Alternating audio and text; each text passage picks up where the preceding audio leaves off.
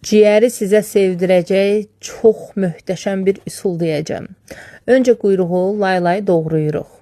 Qoyun quyruğundan söhbət gedir. Daha sonra ciyərin, mən dana ciyəri götürmüşəm, üst pərdəsini mütləq çıxartmaq lazımdır ki, sərt olmasın.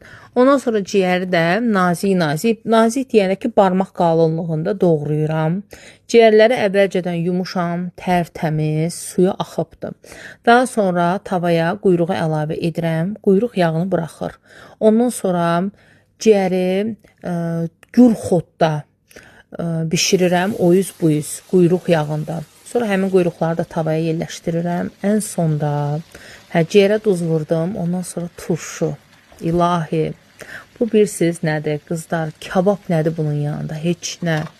Ondan sonra yuxanın içinə quyruq, ciyər yerləşdirib ləzzətlə yeyirsiniz. Dəhşət ləzzətlidir.